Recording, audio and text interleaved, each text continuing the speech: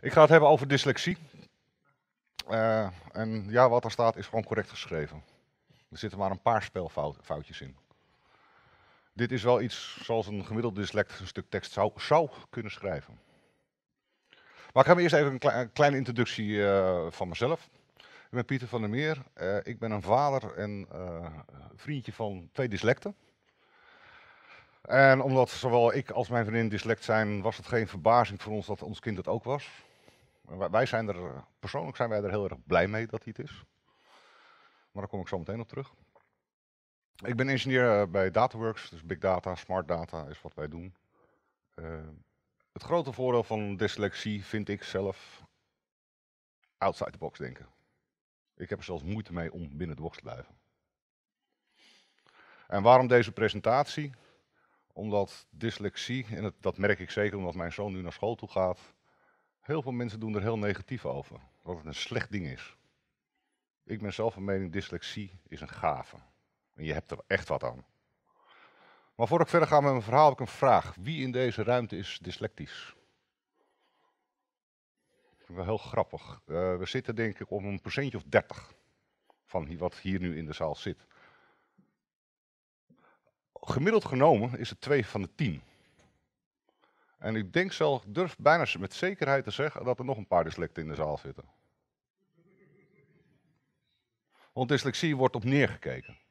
Het is een slecht ding. Daarom proberen mensen dat vaak toch wel te verstoppen. Wie kan dit een klein beetje lezen?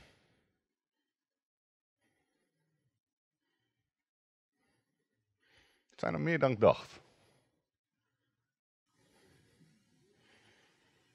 Want dit is wat er echt staat. Dit font is door een vormgever geschreven, omdat hij ook in zijn vriendenkring redelijk wat dyslecten heeft. En die zegt, ja, ik kan aan niemand uitleggen hoe het is om als dyslect een stuk tekst te lezen. En hij heeft dus eigenlijk een font gemaakt waarvoor de gemiddelde mens, de niet-dyslectische hersenen, moeite moeten doen om het te lezen. En voor veel dyslecten is lezen van grote stukken tekst echt wel een uitdaging.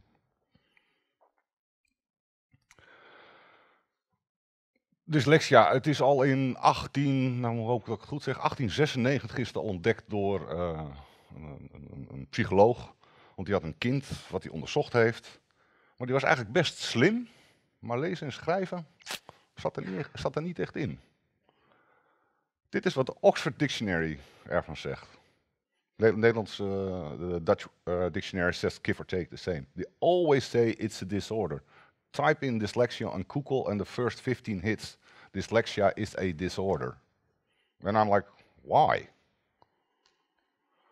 So, but if it's a disorder, why is 40% of every successful entrepreneur a dyslexic? They're quite successful. Average rate is 20%, 40% of the entrepreneurs are dyslexic.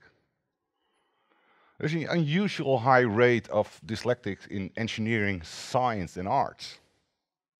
Why? Why are they successful in those work areas? And there are quite a few that are very successful. This is just a few of the names I found. Albert Einstein. You know why he had a secretary? He couldn't write. Or at least he could write, but nobody could read it. That's why he used the secretary to do his writing. Steve Jobs, dyslexic as well. Richard Branson, he quit school when he was 9. Why? He couldn't cope with the school system. But he had his first company at the age of 14. I don't know how many he has now, but he's doing okay. Steven Spielberg, good director. And there are quite a lot, quite a few more dyslexics that are very famous. And even, does anybody know the book Vampire Diaries?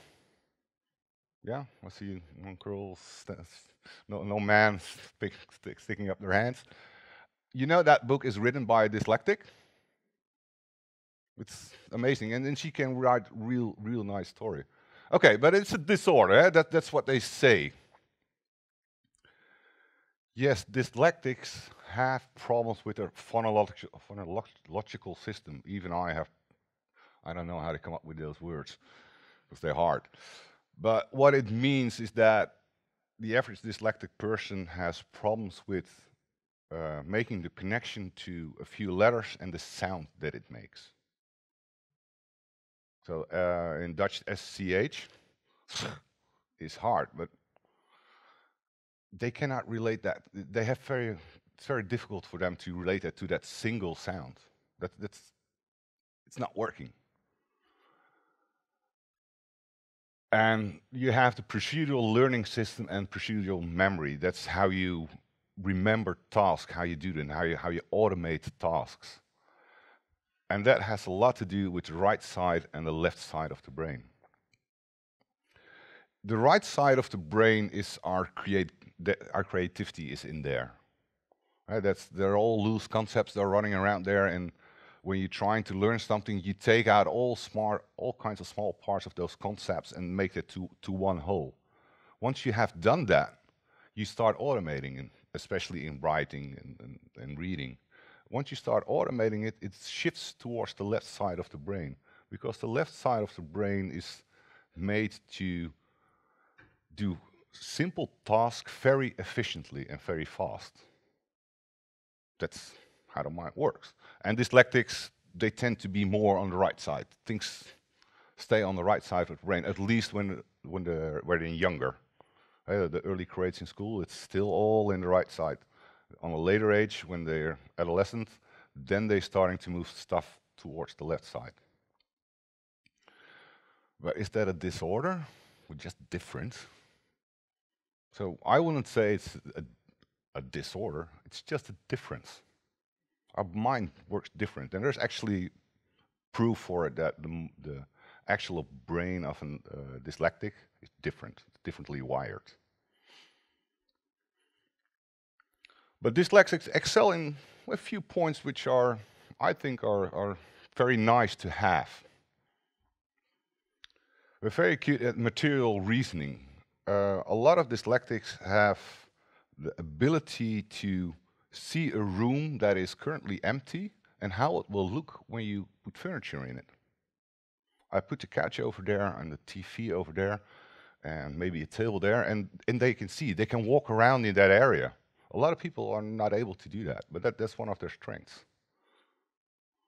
Another strength is interconnected reasoning.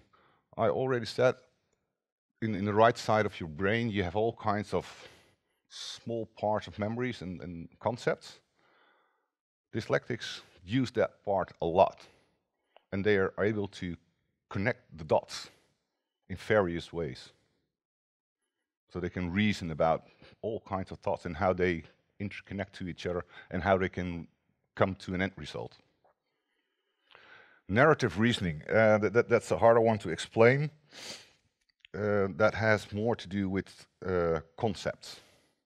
You can use concept. And then we also have dynamic reasoning. And dynamic reasoning is, I don't possess that skill, but there are quite a few scientists that have that skill, especially when they're looking at old stuff and seeing how things develop. They can see patterns, and they're able to, in their mind, to see what happens if that progresses into the future. They just see it. It's a gist. It's not like they can write it down, but if that happens, then it will be that in the future, or in the past it would have been that. That is something they do.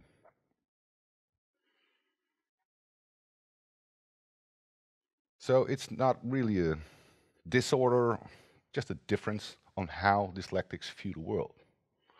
If you have binoculars, you can use them two ways. You can, the normal way that you can see very far away, or you turn around and you see just a small part. Dyslexics tend to look out to everything that's around them and take in everything, whilst the normal brain focuses more on small parts.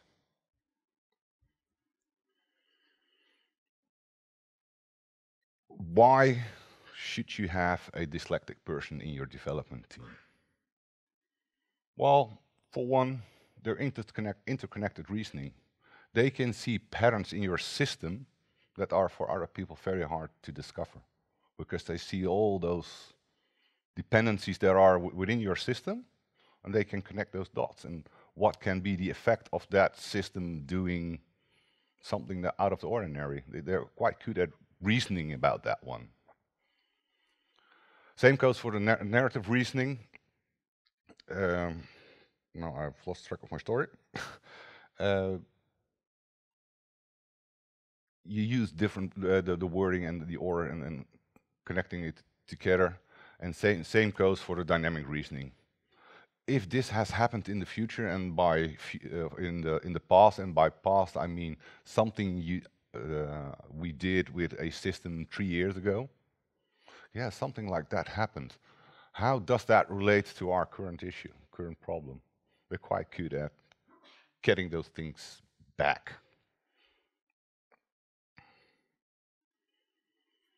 Personally, I'm quite strong in, next one. Personally, I'm quite strong in the interconnected reasoning. I use a lot of my knowledge and things I've seen in the past and see how that connects to the work I'm currently doing. So I'm taking all that old stuff with me. And that can be things I've done 2 years ago, but it could be things I did 15 years ago. Because that's how my memory works. I remember a lot of stuff, which is sometimes a pain in the ass. I had the narrative reasoning, from this goes that, and on and on and on. And one of the other things, especially in the roles I'm fulfilling the last 5 to 10 years, I communicate by means of drawings.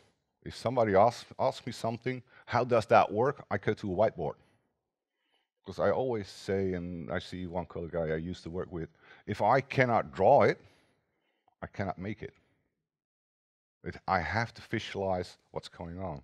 I visualize my code. I see just you've all kinds of diagrams to depict how code works. I have them always in my mind. I always see them, even when I haven't written the code yet. I already have the diagram in my head. And for colleagues, it's sometimes very hard for me to follow me, because I have the diagram in my head and I can jump from A to B without all the intermediate steps. And because of those two previous, so the interconnected and the narrative reasoning, I always have a very good overview on and relations between various systems and things that are there. Now, a practical thing, because I said as a dyslexic we have problems with reading and writing. Well, the writing part, as being a developer, hey, we got a tool, we got a compiler. If I make a typo, because I write the word incorrectly, it will tell me. I will have a red line. Oh, not correct. So it's the best spell checker we can get. Another cool thing is, from programming, the paragraphs are fairly small, so we don't have to read a lot. You can always read small parts, and that part that you read is compound. It's a single statement. It belongs together, so we can cross that. Another thing, to learn to read and write as a dyslexic, you need to practice a lot. Lots of repetitions, because the vocabulary of an average programming language ain't that big. So we use the same words over and over and over again. I don't make a lot of typos in my programming language. Don't read my comments. Because last week I was reminded of a typo of a project I did. The Dutch word is peildata, and I wrote peeldata. It's still in the code somewhere. And I haven't seen it, but somebody really had to point me on that one. You wrote it incorrectly. He said, no, I did not. Yeah, look at it. Oh yeah, sorry. I didn't see it. The best story I have is that I had a exam and I got deducted 5 points. I wrote my name incorrectly. Bastard. Okay. Dyslexia. I would like to change the definitions that are in the dictionaries, because it's not a disorder. It's just something different. We think differently. So one of these statements, either one goes. I like the last one the best, because it's a slang word. And it's used in a negative way, unfortunately. When I almost end up with this one, if you have a team which is not only populated by real abstract thinkers, because abstract thinkers and dyslexics cannot communicate, it's very hard for them. But if you have a little bit less than that one, put a dyslexic in your team. He will change your team because of the way he thinks about stuff. One end note, and that's what I really want to give back to you guys. Dyslexia is an advantage. And look at this line. If you judge a fish by its ability to climb a tree, it will live its life believing that it's stupid. And that's what's happening a lot to dyslexic people. You cannot read or write. Yes, so I can do other things. Thank you.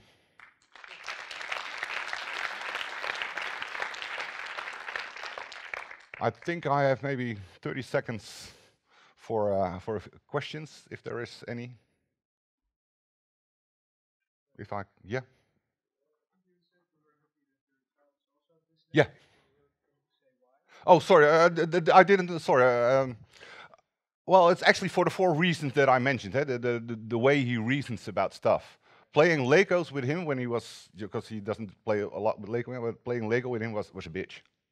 Because we were building something, he was sitting here, I was sitting here. Daddy, could you put this blue one on the red one? And I put it so, no, not that one. And he couldn't even see where it was. Going skiing with him is no fun as well. Because he opens the map of the ski area, he looks at it, folds it up, puts it in his back pocket. Come on, Daddy, I want to go to that forest path. Which one? Yeah, follow me. How? That's his 3D thinking. And if you see his drawings, amazed. He's 11 years old. I'm flabbergasted at times. I have to stop now. Thank you.